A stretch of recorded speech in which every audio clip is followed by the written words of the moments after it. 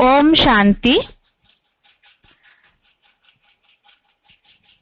भगवद गीता श्लोक क्लास में आज का श्लोक है अध्याय 6 का 19वां श्लोक। अध्याय 6 श्लोक नंबर 19। श्लोक है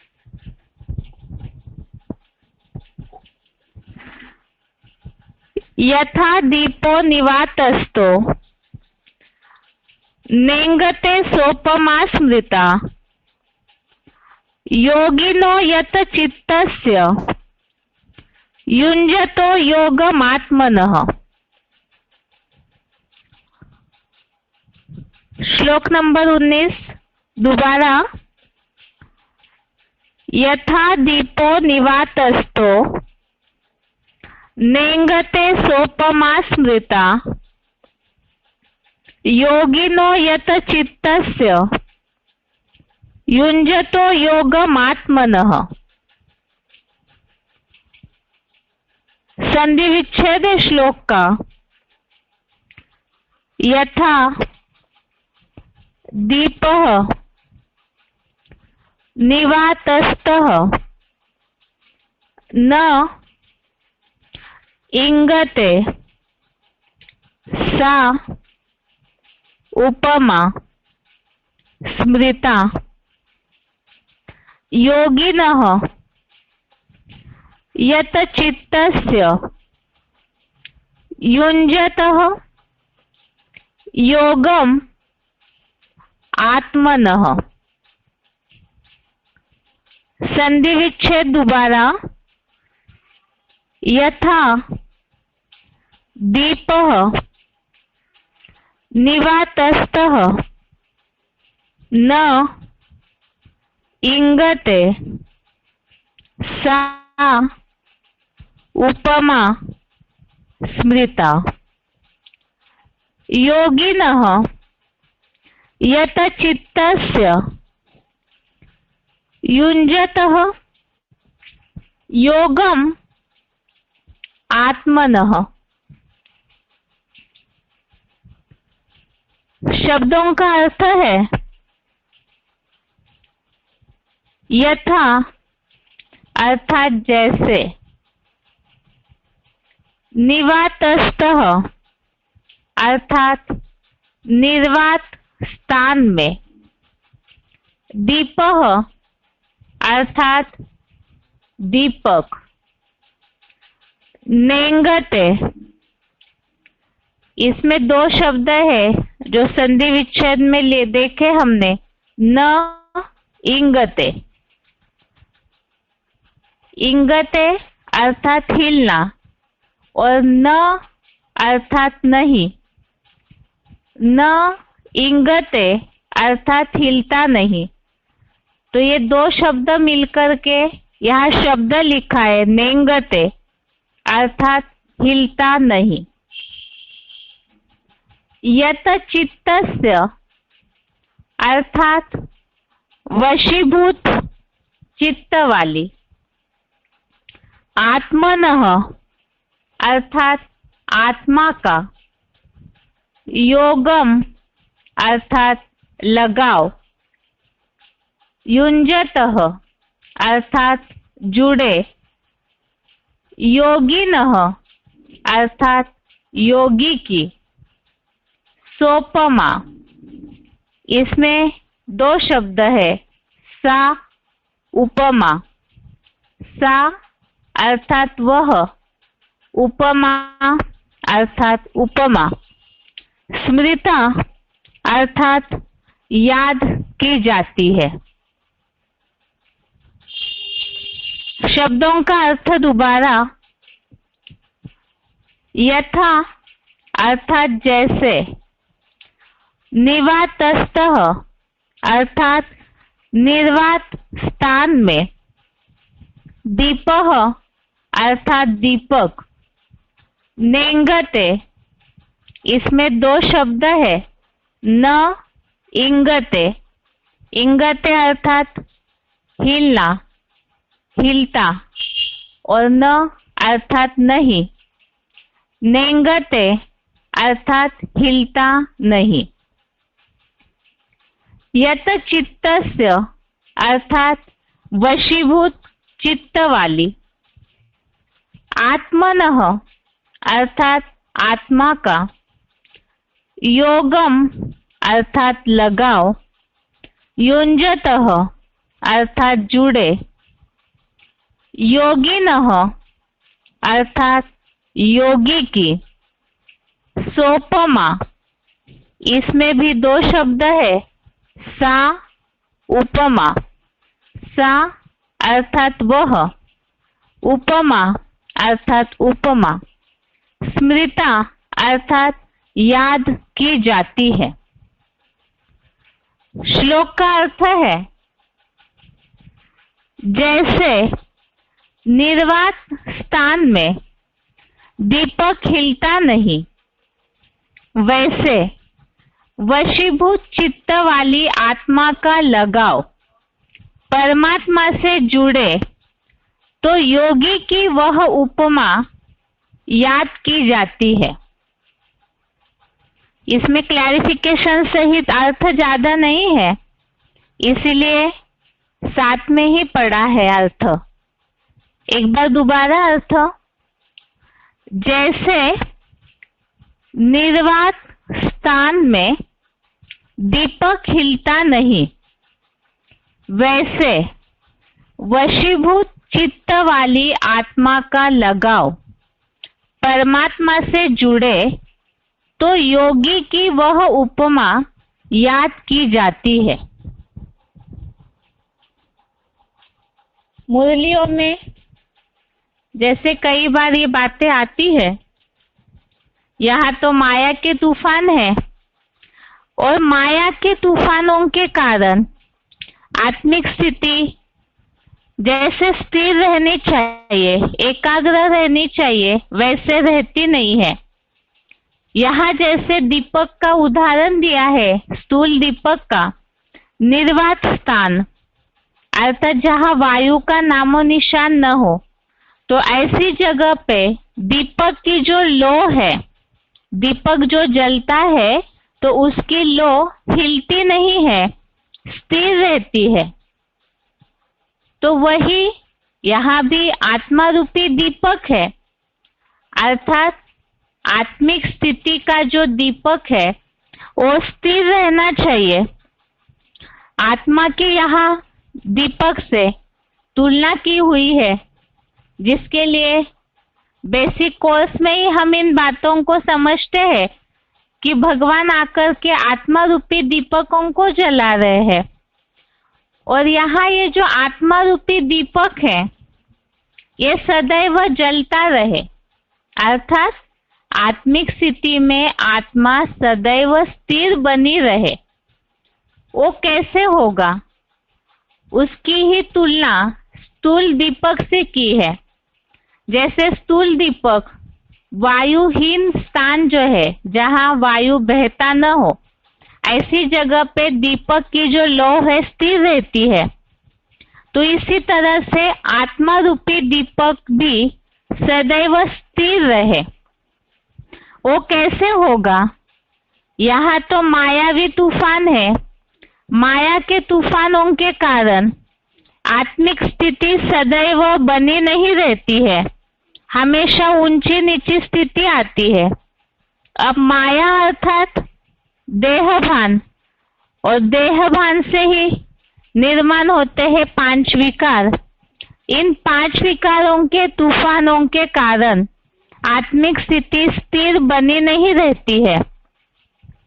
तो यहाँ ये बात बताई, वशीभूत चित्त वाली आत्मा का लगाव परमात्मा से जुड़े, अर्थात जिनकी मन बुद्धि पूरी तरह से वशीभूत है, इंद्रियों के जो अल्पकालीन सुख है, क्षणभंगुर सुख, उसके पीछे दौड़ती नहीं है मन बुद्धि। तो ऐसी कंट्रोल वाली मन बुद्धि जिन पुरुषार्थियों की है, और परमात्मा से जिनका बुद्धि योग लगाव अर्थात पूरी तरह से दुनियावी सब बातों से आसक्ति हटकर एक भगवान से ही जिनका अटैचमेंट जुड़ जाता है, तो ऐसे जिनका बुद्धियोग सिर्फ भगवान से जुड़ा हुआ है, मन बुद्धि वशीभूत है, देह भान और देह की इंद्रियां, देह भान से निर्माण होने वाले विकारों में चंचलता मन बुद्धि की जाति नहीं है, क्योंकि भगवान से एक बार जिन्होंने बुद्धियोग जोड़ लिया, उस सुख की जिन्होंने अनुभूति की, तो आत्मिक स्थिति सदैव बनी रहती है। ऐसे समय में योगी की ये उपमा याद की जाती है। वो उपमा अर्थात जैसे दीपक निर्वात स्थान में स्थिर रहता है, इसी तरह आत्मा रूपी दीपक भी बिल्कुल स्थिर बना रहे। अर्थात श्लोकों में टॉपिक ही चल रहा है। 6वें अध्याय का तो हेडिंग है आत्म संयम योग, अर्थात आत्मा को संयमित करना, आत्मा को नियमित करना, एकाग्र करना। वो कैसे? इसके लिए ही अभी तक के जो श्लोक हमने देखे हैं, ये जो श्लोकों का हेडिंग है ध्यान योग का विषय, इसमें जैसे याद में बैठते समय, भगवान से योग लगाते समय किस तरह स्थिर होके बैठना है, और निरंतर योगी बनने के लिए किनका योग सदैव ही बना रह सकता है, उसके लिए अन्न दोष संग दोष पे ध्यान देना, साथ में दिनचर्या सारी एक रस और नियमित होनी चाहिए, जिससे कि निरंतर के योगी बन सकते हैं। अगर खान पान रहन सहन श्रीमत अनुकूल धर्मानुकूल हो, तो फिर उनका चित्त संयमित अर्थात वशीभूत हो जाएगा, और आत्मिक स्थिति में जो स्थिर हो जाते हैं वो इच्छा मात्र अविद्या हो जाएंगे। जब इच्छाएं ही कोई नहीं है, क्योंकि मन बुद्धि तो इच्छाओं के पीछे भागती है। अब जब इच्छा मात्र अविद्या हो गए तो योग युक्त हो गए, जो 18वें श्लोक में उल्लेख हमने देखा है। और ऐसे जो योग युक्त हो गए, बिल्कुल इच्छा मात्र अविद्या हो गए, तो वो आत्मिक स्थिति में स्थिर हो गए। और परमात्मा से जिनका बुद्धियोग जुड़ेगा, भगवान से ही याद के द्वारा जो इस तरह के पूरी तरह से आत्मिक सुख की अनुभूति जो लेते हैं, तो उनका ही आत्मिक स्थिति का दीपक सदैव जलता रहेगा, अर्थात बिल्कुल एक टिक हो जाएंगे। मुरलियों के अनुसार पुरुषार्थी जीवन का लक्ष्य भी शिव बाबा ने यही दिया है कि आत्मिक स्थिति निरंतर बनी रहे। जैसे कि 5वें अध्याय में भी 8वें और 9वें श्लोक में जो उल्लेख देखा, योगी जो अकर्ता है उनके लिए जो उल्लेख है कि सारे कर्म करते हुए भी उस इंद्रिय अपने कर्मों में लगी हुई है, लेकिन उन इंद्रियों में बुद्धियोग भटकता नहीं है, अर्थात देह भान में मन बुद्धि जाती ही नहीं है। इतनी स्थिरता आत्मिक स्थिति की होनी चाहिए, अर्थात मन बुद्धि सदैव ही आत्म ज्योति बिंदु में ही एकाग्र हो। और आत्मिक स्थिति जहाँ है 100%, वहाँ परमात्मा की याद समाई हुई है, ऐसे मुरलियों में बोला है। तो ये श्लोक विशेषकर है कि कितने भी माया के तूफान आए, लेकिन आत्मिक स्थिति का दीपक बुझना नहीं चाहिए।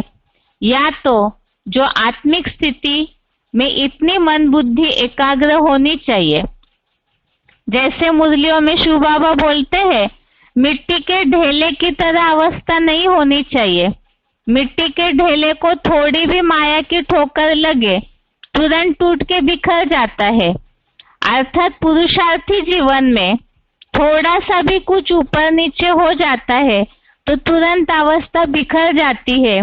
याद की स्थिति ऊपर नीचे हो जाती है, या तो आत्मिक स्थिति भी बिखर जाती है, देह भान में आ जाते हैं, तो ऐसे समय में उन्हें योगी नहीं कहे जाएंगे। और कैसी भी स्थिति परिस्थितियां हो, लेकिन आत्मिक स्थिति में एकाग्र जो है, जिसके लिए मुरलियों में बात आती है, उनकी आंखें एकटिक हो जाएगी, बिल्कुल निश्चलता उनके चेहरे से। आत्मिक स्थिति अर्थात बीजरूप स्टेज, निराकारी अवस्था, अशरीरी अवस्था, अर्थात देहभान का नामो निशान नहीं। और ऐसे जो पुरुषार्थी जीवन में प्रैक्टिस कर लेते हैं अव्यक्त स्थिति की, बीजरूप अवस्था की, तो उनके चेहरे को देखने मात्र से ही पता चलेगा कि ये अव्यक्त स्थिति में स्थित है। उनकी आंखों की जो स्थिरता है, निश्चलता, एक टिक अवस्था, उसी से पता चल जाएगा कि ये आत्मिक स्थिति में स्थिर है। तो ऐसों को ही योग युक्त कहा जाएगा। और योगी की वह उपमा याद की जाती है, अर्थात जैसे कि बिल्कुल आत्मिक स्थिति का दीपक स्थिर है। ये श्लोक का अर्थ है, जो कि पुरुषार्थी जीवन में ये सबसे ज्यादा लागू होने वाला श्लोक है, क्योंकि ये शुरुआत में भी बेसिक कोर्स में मैं आत्मा हूँ ये पाठ पढ़ाया जाता है। और पुरुषार्थ की अंतिम सीढ़ी ईश्वरीय ज्ञान का सार भी यही है, आत्मिक स्थिति में 100% टिकना। श्लोक का उच्चारण सुनते हैं, उसके बाद पॉइंट्स।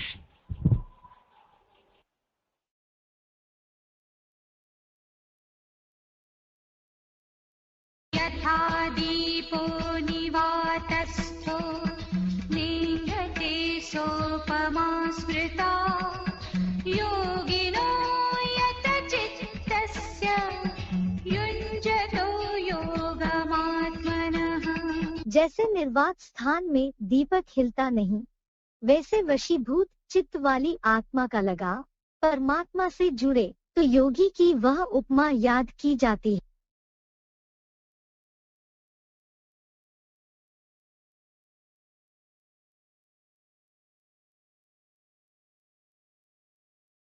यथा दीपो निवातस्थो निंगते सोपमा स्मृता योगिनो यतचित्तस्य युञ्जतो योगमात्मनः। जैसे निर्वात स्थान में दीपक हिलता नहीं, वैसे वशीभूत चित्त वाली आत्मा का लगाव परमात्मा से जुड़े तो योगी की वह उपमा याद की जाती है।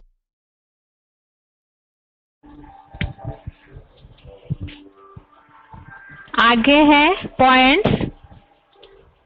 वार्तालाप नंबर 1224, डिस्कशन नंबर 1224, आत्मा रूपी दीपक न हिलना, अर्थात बिंदु रूप स्टेज।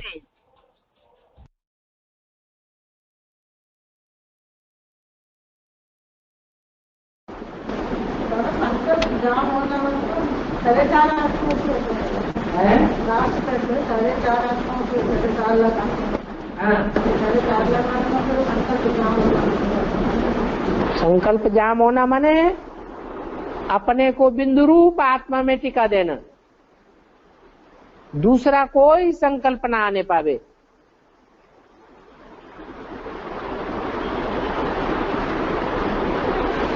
अगर संकल्प विकल्प आते रहेंगे तो आत्मा रूपी दीपक हिलता रहेगा या स्थिर रहेगा? हिलता रहेगा। जैसे गीता में भी लिखा है कि जो आत्मनिष्ठ होती है आत्मा, वो आत्मा जैसे हवा रहते स्थान में दीपक खड़ा रहता है, हिलता डुलता नहीं है। ये माया के झकोरे लगते रहते हैं तो दीपक हिलता है। ऐसे ही ये आत्मा रूपी दीपक तब तक हिलता रहेगा जब तक 63 जन्मों के हमारे पाप कर्म भस्म नहीं होते हैं, वो पाप कर्म माया की आंधी के रूप में हमारी आत्मा को हिलाते रहते हैं। ये माया की आंधी आना तब बंद होगी जब 63 जन्मों के हमारे पाप भस्म हो जाएंगे, फिर आत्मा स्थिर हो जाएगी, संकल्प और विकल्प में हिलती डुलती नहीं रहेगी।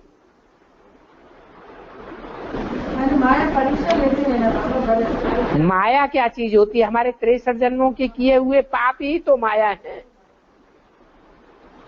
जो स्त्री पुरुष या पदार्थों के रूप में हमारे सामने आ जाते हैं और हमारे पुरुषार्थ को डामाडोल कर देते हैं।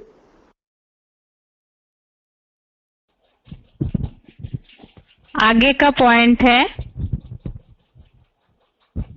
वार्तालाप नंबर 1710, डिस्कशन नंबर 1710, आत्मा रूपी दीपक न हिले अर्थात एकाग्रता की स्थिति।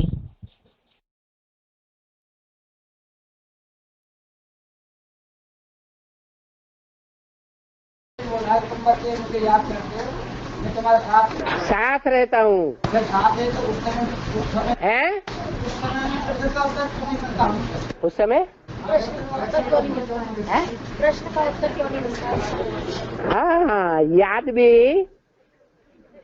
सतो प्रधान, सतो सामान्य, रजो और तमो होती है। यह सदैव सतो प्रधान याद होती है, फिर एक घड़ी भी नहीं, अभी 1 सेकंड में सतो प्रधान, 1 सेकंड में तमो प्रधान, घड़ी घड़ी बुद्धि तिरकती रहती है। तो कनेक्शन कहां से अनुभव होगा? जितने भी तार हैं संबंध के, देह के संबंध होते हैं ना, वो सारे ही तार एक में जुड़ जाएं।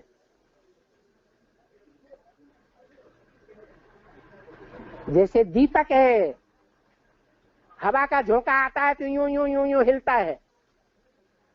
जहां निर्वात स्थान होता है, हवा होती ही नहीं, तो दीपक कैसा रहता है? एकदम एकाग्र होकर खड़ा रहता है। ऐसी एकाग्रता की स्थिति चाहिए, उसे कहते हैं बेतार का तार जुड़ गया। जो भी वेरिफिकेशन लेंगे उस वेरिफिकेशन का जवाब भी मिलेगा। लेकिन मुरली में अभी बोला है कि ऐसी प्रेरणा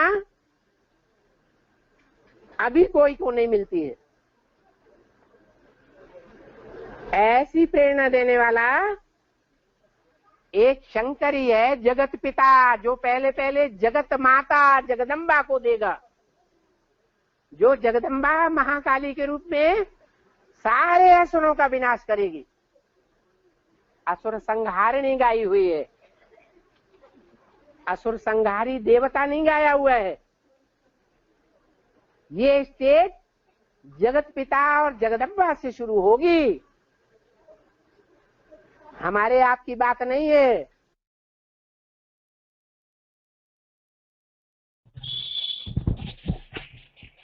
अभी तक के दोनों पॉइंट में बात आई है। जो श्लोक में बात है, आत्मिक स्थिति का दीपक बिल्कुल एकटिक होना चाहिए, अर्थात माया के कितने भी तूफान आए तो भी आत्मिक स्थिति न हिले, अर्थात एकाग्रता की स्थिति। और एकाग्रता के लिए सारे संबंधों से बुद्धियोग हट के एक तरफ ही, एक भगवान से ही जुड़े, तो वो एकाग्रता की स्थिति से ही अच्छे अनुभव होंगे, जैसे कि बताया टचिंग होना। आगे है वार्तालाप नंबर 1910, डिस्कशन नंबर 1910।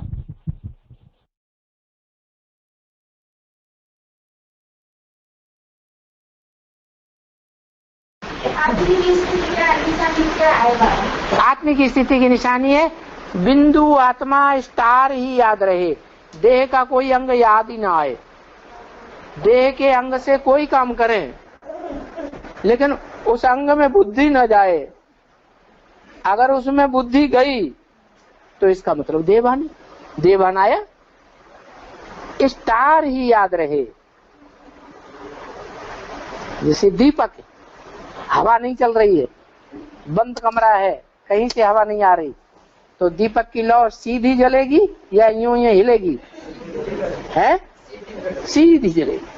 तो ऐसे ही जो आत्मा है, आत्मा के ऊपर माया का कोई झोंका बार न कर सके।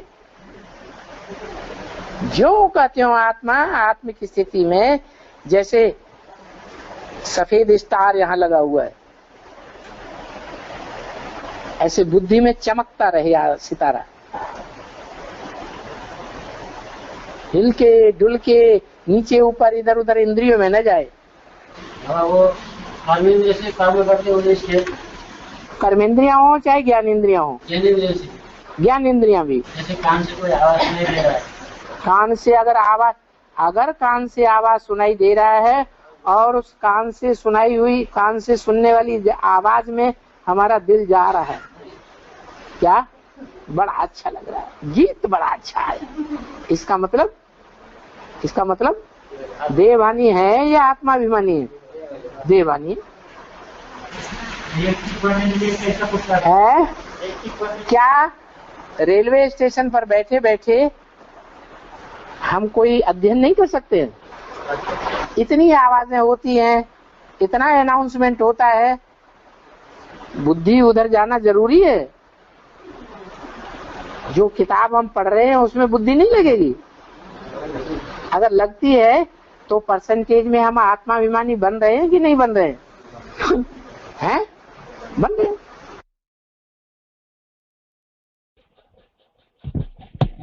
आगे है BCD number 1519, BCD number 1519 45 minute के बाद से लिया हुआ पॉइंट है। आत्मा रूपी दीपक हिलना नहीं चाहिए, अर्थात निराकारी स्टेज।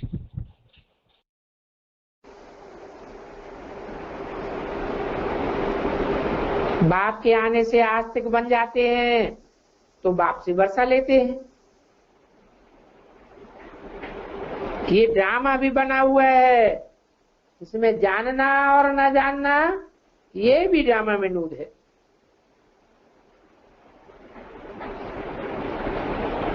जानने से राज भाग ले लेते हैं और जानते किसके द्वारा है?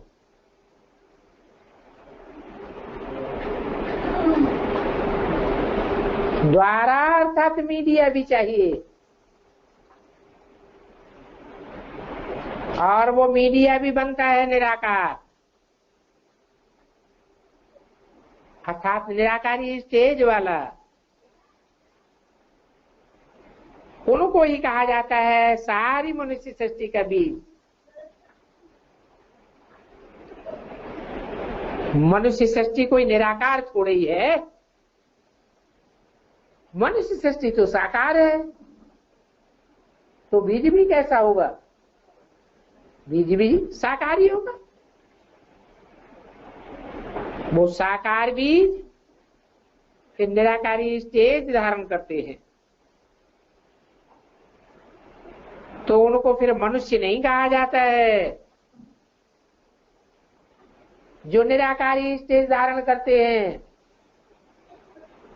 क्योंकि मनुष्य का तो मन चलायमान रहता है,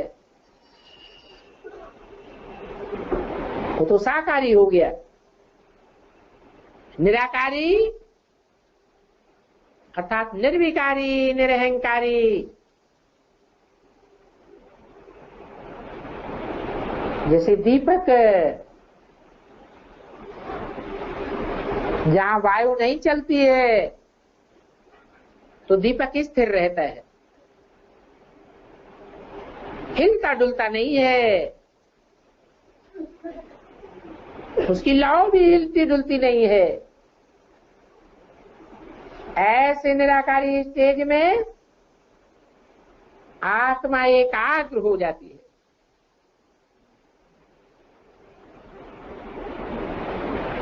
वो आत्मा भी चैतन्य है। वो तो जड़ झाड़ होते हैं और उनके जड़ बीज होते हैं।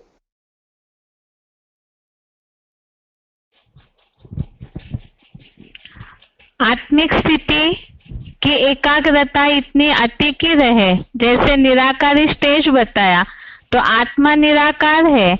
और उस निराकारी स्टेज में जो पहले पॉइंट में हमने समझा कि चाहे रेलवे के प्लेटफॉर्म में भी एकाग्र होकर अध्ययन कर सकते हैं, इसी तरह से दुनियावी जो वातावरण है वो कैसी भी स्थिति परिस्थितियां हो, लेकिन मन बुद्धि की एकाग्रता इतनी निराकारी स्टेज में स्थित हो, जैसे बताया कि बुद्धि में सदैव आत्मा रूपी स्टार जो है वो दिखाई देता रहे, बुद्धि नेत्र आत्मिक स्थिति में बिल्कुल एकाग्र रहे।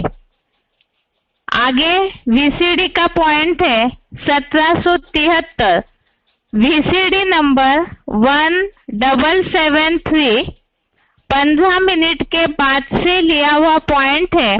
आत्मा रूपी दीपक न हिलना अर्थात निराकारी स्टेज, उसी का अर्थ इच्छा मात्रम अविद्या। जो अमरनाथ का वाइब्रेशन है वो शिव समान होगा या कोई जन्म मरण के चक्र में आने वाली मनुष्यात्मा के समान होगा? शिव समान होगा। शिव का जो संकल्प है 1936 में जब आया था या नहीं आया था, तो कुछ संकल्प लेके आया था। क्या संकल्प लेके आया था? हैं? क्या संकल्प लेकर आया था?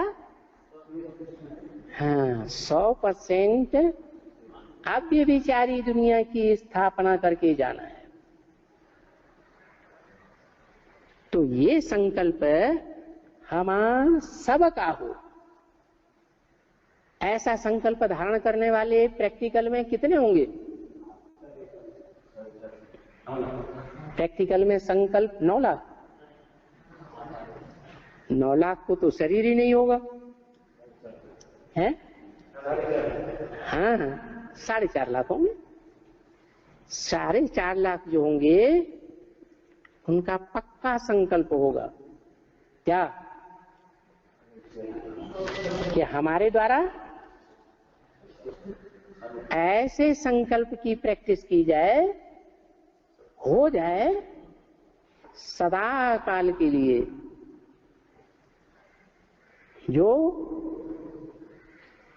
मन एकाग्र हो जाए। जैसे दीपक है,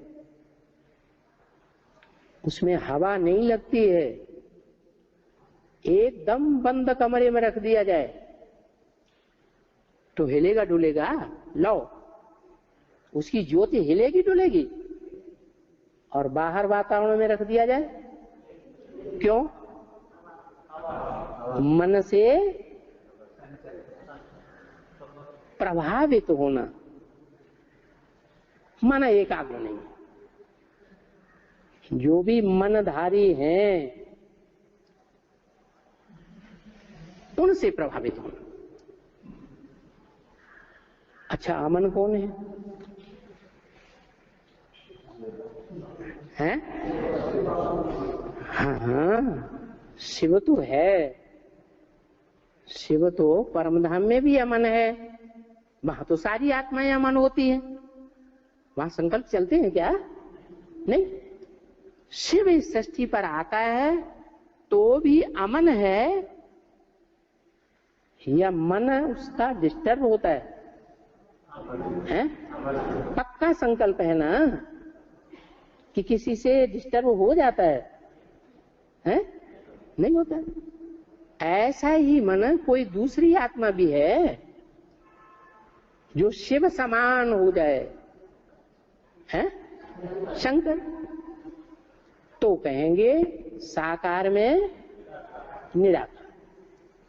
संपन्न स्टेज जो शिव की स्टेज इस सृष्टि पर आकर सदा काल की होती है, वही स्टेज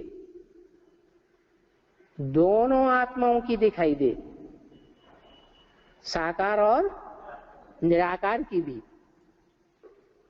तब ऐसी दुनिया तैयार होती है जहां विषय का कोई नाम निशान नहीं होगा।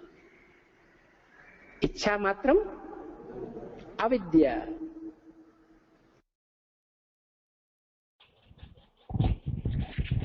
आगे का पॉइंट है VCD number 2210, VCD number 2210 46 minute के बाद से लिया हुआ पॉइंट है। आत्मा रूपी दीपक न हिलना अर्थात मन पूरा कंट्रोल। अब ये बात दूसरी है कि पढ़ाई पढ़ने वाले स्टूडेंट्स में एक तो अव्वल नंबर पास हो जाए और बाकी सब फेल हो जाए, तो टीचर की कमी है या किसकी कमी मानी जाएगी? टीचर की कमी थोड़ा ही मानी जाएगी। एक स्टूडेंट से कैसे वो पढ़ाई पढ़ ली? तो जो अव्वल नंबर में आता है वो अर्जुन कहा जाता है। क्या पुरुषार्थ का अर्जन किया? जो पुरुषार्थ संसार में बड़े बड़े महत्वाकांक्षी हुए, हिटलर, नेपोलियन, अलेक्जेंडर, सारी दुनिया को जीतने के लिए निकले थे। वो कोई भी हिंसा के आधार पर दुनिया को नहीं जीत सके, क्योंकि वो सब भिखारी थे, कोई की इंद्रियां कंट्रोल नहीं थी। और यहां तो गीता में गाया हुआ है, इंद्रिय जीते जगत जीते। और इंद्रियों को कौन जीत सकता है? जो सदा काल की प्रैक्टिस करे स्व स्थिति में स्थित रहने की। मैं आत्मा हूं,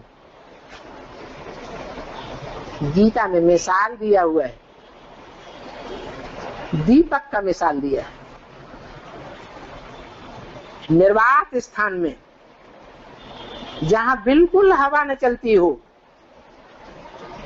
ऐसे स्थान में दीपक रखा हुआ होता है तो हिलता डुलता है? ऐसे ही ये ज्योति बिंदु आत्मा, मन बुद्धि रूपी आत्मा बिल्कुल स्थिर रहे बिंदु रूप में, एक सेकंड के लिए भी मन बुद्धि इधर उधर हिल करके न जाने पाए। लगातार आत्मिक स्थिति बनेगी तो क्या होगा? है इंद्रियां चंचलता नहीं करेंगी। उसके लिए मिसाल भी दिया है। महबूब अपनी महबूबा की याद में कारखाना जाता है, कारखाने में जाके उससे पूछा जाता है तुमने रास्ते में किसको किसको देखा? कहता मैंने किसी को नहीं देखा।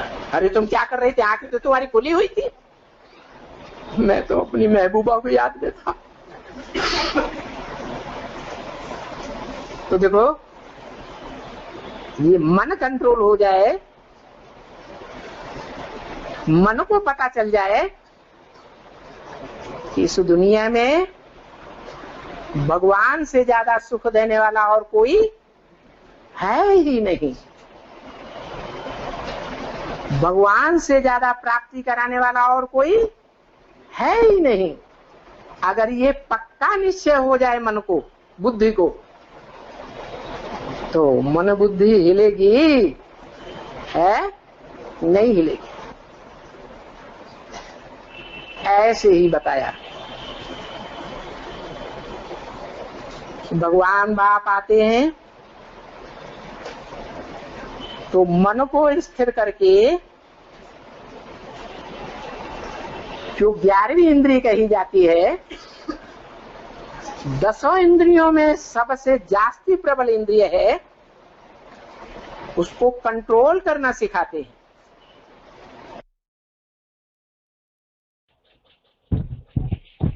अभी के पॉइंट में जैसे बात आई, जहाँ भगवान से पूरी तरह सुख की अनुभूति करते हैं याद के द्वारा, तो उनकी मन बुद्धि और कहीं भी भागेगी ही नहीं, और जिनका मन पूरा कंट्रोल में है, जैसे पहले पॉइंट में बात आई, देवताएं सदैव ही आत्मिक स्थिति में रहते हैं, तो यहाँ भी देवता बनने का पुरुषार्थ कर रहे हैं, तो यहाँ आत्मिक स्थिति सदैव बनी रहे, मन किसी से भी प्रभावित न हो।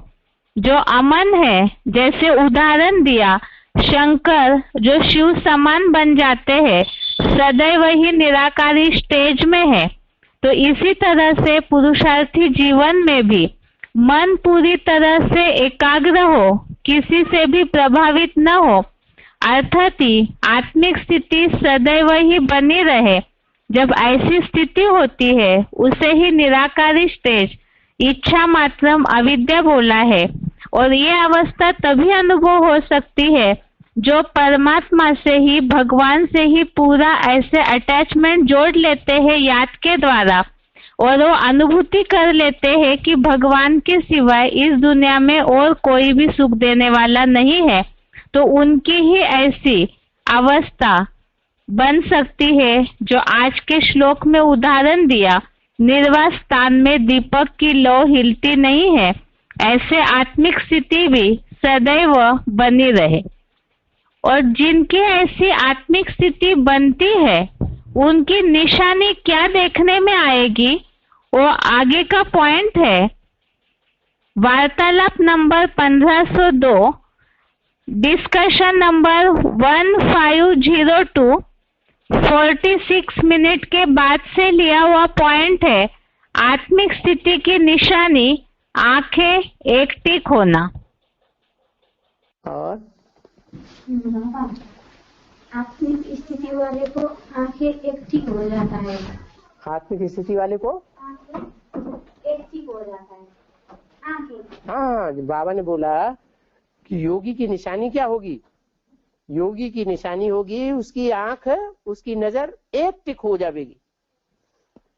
अगर कोई चंचल है, भोगी है, कोई भी इंद्रियों से भोगी ज्यादा है, तो उसकी आंखें भी कैसी होंगी? चंचल आंखें होंगी।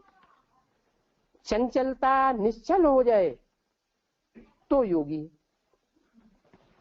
और ठीक बात है। हाँ,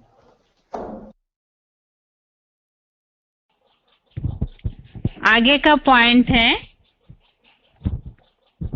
वार्तालाप नंबर 1823, डिस्कशन नंबर 1823, 10 मिनट के बाद से लिया हुआ पॉइंट है। आत्मिक स्थिति बनने की निशानी कैसे पता चलती है? बाबा, एक माता जी का प्रश्न है, जब आत्मिक स्थिति पक्की हो जाती है तो आंखें बटन बन जाती है, तो जब यह स्थिति बनना शुरू होती है, बटन नहीं हो जाती है। आदमी जब शरीर छोड़ देता है आत्मा, तो आंखें बटन हो जाती है। तो एक टिक जैसे आत्मिक एक टिक का मतलब है बटन नहीं। एक टिक हो जाती है का मतलब ये नहीं कि आत्मा की शून्यता हो जाती है। आंखों में रोशनी रहती है, लेकिन चंचलता नहीं रहती। आंखें ऐसे ऐसे करती है ना, वो नहीं रहता है। इंद्रियों में भी चंचलता नहीं रहती है। आंखों में खास चंचलता नहीं देखने में आएगी। जैसे इब्राहिम, बुद्ध, क्राइस्ट के चेहरों को देखो, एकदम निश्चल आंखें हुई पड़ी है। और तो जब वो स्थिति बनती है, शुरू होती है, तब कैसे पहचाने कि आत्मिक स्थिति सही दिशा में बनना शुरू हुआ? ये आप तो खुद ही बताते जा रहे हैं कि आंखें एक टिक हो जाती है। यही तो पहचान है। और